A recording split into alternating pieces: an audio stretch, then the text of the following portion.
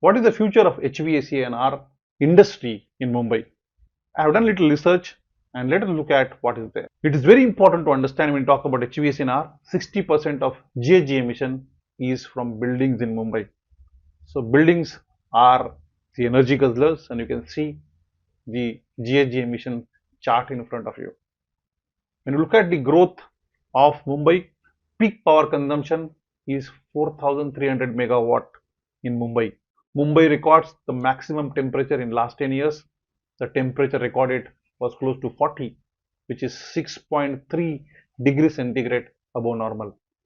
These all things are very, very important when we look at the growth of HVAC&R in Mumbai. Look at the heat island effect. This is in Mumbai, Bandra Kurla complex. Just opposite that is a nature park which is close to Dharavi. You can see the difference in temperature, and that's all about heat island effect. HVAC is energy guzzler. More than 50% of energy is consumed by the HVAC in commercial building. Largest contribution to CO2 emission is construction sector, where also HVAC is part of it. And we can see the future is going to go where it is going to be the warmer, and every year you are going to feel this difference. Though we have said that we have a target of controlling the temperature between 1 to 2 degree, but it is already going up, and we can see the impact here. All these are important when it comes to growth. Decarbonizing Mumbai's grid and building energy resilient infrastructure is extremely important. Renewable energy, energy efficiency, green buildings, passive design. How can we design the system which can give us a good thermal comfort? This is the need of an hour for Mumbai, and this can also play a critical role for HVAC growth. What are the key challenges and gaps in that? Whatever I said about renewable energy, the energy efficiency, green buildings and passive design, high dependency on grid, on fossil fuel, right? So it is very important to shift that onto the renewable energy. Then state or city level mandate capacity to ensure ECBC, now ECS, has come, right? Green building rating systems have to have huge impact. Energy efficiency, we need to monitor. We can do a better building design, we can also do a good installation, but if it is not operated well, then is the issue, right? And always, as I said, get the means of having a passive design for thermal comfort. This is the building stock in years to come from 2005 to 2030. You can see there is a 22% increase year on year in office space absorption, 34% growth in luxury homes. Another area where there are going to be a lot of redevelopment projects. One is already started in Dharavi, and you must have seen another news in the western suburb. So these clusters will be developed, and these are going to be honeypot for the builders. Mumbai growing with respect to population, there's a lot of infra push, and you can see that what is happening. It's a financial up, and it's all about business growth. What are the enablers for HVAC industry in Mumbai? The big push for infra, right? And there are large size HVAC systems, district schoolings are being pushed. Increased focus on amenities.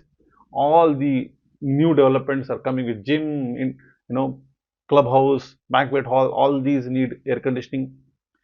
Hence, the demand for split ductable variable system, even the refrigeration system is going to go up. Demand of luxury homes is going up. Hence, this demand for smart ACs is going to go up. VRF is going to go up. Increased focus on amenities, as I said, the ductable VRF systems, the refrigeration units is going to go up. Mumbai boasts 12% of 2,000 LEED certified green buildings, which is 276 in numbers. Demand of high energy efficiency buildings and systems are now important. Technology intervention for efficient operation system, because we design, we install, but operation is very important, and there's going to be a lot of opportunities for retrofit because buildings are becoming old and they will need the smart, greener, energy efficient systems. Technology interventions, yes, smart intelligent technologies like digital twins, right? system integration is going to play a very important role, because it is not one equipment which can do a lot of things. It's all about integration which can help, and a lot of data analytics, AI, machine learning can play a major role in the growth of HVAC industry. Flexibility is another things. A lot of people who has got micro business and flexible offices, the demand for VRF will go up. Huge amount of logistics and cold storage in and around Mumbai. Demand for ventilation and refrigeration is going to go up. And most importantly, you can see the MMR region, DCs, the Navi Mumbai is going to have, or is going to be by 2035, the hub for data center. So it is very important to understand the requirement of cooling there. Sustainable coolings, uptime, operation maintenance of this data center is going to be critical. That's the demand is there right now. Right now, I think 60% of data centers in India are operational in Navi Mumbai. So that's a big push for data centers. Retrofit, as I said, is going to play an important role with respect to energy, water norms, right? And the technologies of like digital twins is going to create a good demand. There's going to be a finance model which is also going to play a good demand. So retrofit for compressors, retrofit of chillers, everything is going to have a lot of impact. What are the challenges in growth?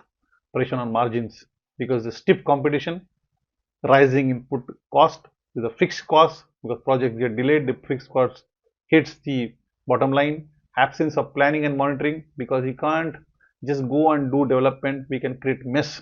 It is very important to plan. No balance in scope, time and cost, and hence the quality also get impacted. In-house team with developers and GCs, more and more developers and GCs are having better teams than the contractors. No control on wastage, contractual terms, the total exposure or financial exposure is going to have huge challenge. No project management and risk management processes also are going to be challenge in the growth. Its integrated design, integrated planning is going to play a critical role. The other challenge would be the competent people availability, and that's going to be scarce. It is a problem, and it is going to be a problem. But whatever this growth we are looking at, we can't continue to operate the way we have been operating. This old approaches won't work, right? It has to be different approaches like this and not like this, right? This is the old thoughts, the old approaches. Now the new approaches have to be like this. We have to be risk ready. Competency, as I said, skilled resource, both in terms of engineering or the white collar and the blue collar job. It is important to invest in training and capacity building. Absence of project manager is again a major issue, and that creates a lot of rework, idle labor, productivity issues, and the wastages. Communication, ownership is another issue with respect to the competency. So it's very important to look at how we are dependent on site labors, which are mostly disorganized. There are going to be quality and health issues when we depend more on a site kind of work. Use of technologies and the modern tool has to be the first priority now, and for that, one of the important aspects is prefabrication. Prefab is going to play a major role. If you look at the bottom line is what we have been doing, and the top line where we can do a lot of work outside that can save a lot of time, quality, safety, as well as the cost, and most importantly the time. HSE is another challenge. Look at the way the installation has been done. Look at the way the installations have been done. They are in a very crude fashion. People are at the risk. The next important challenge will be change control. There will be changes. In no project you will find that there are no changes. Process, documentation, and how do we avoid gold plating and scope creep is very important. Cash flow is the lifeline of any project. So if we are not able to maintain that green, there would be hiccups and there could be losses at the end. Hence, it is very important to understand the business model. The business model which could come in could be the rental model, that is HVAC as a need or cooling as service, which requires a lot of capital equipment, norms for efficiency, and there are a lot of penalties if you are not able to maintain the comfort conditions at very efficient. So what is the message? Keep it simple, learn from the past and the present, and have a robust mechanism for lessons learned, because past history, present challenges can make any organization futuristic, innovative. Thank you so much, and I hope I gave you glimpse of the Mumbai HVAC industry. Do follow my channel, subscribe, comment and share. Thank you so much.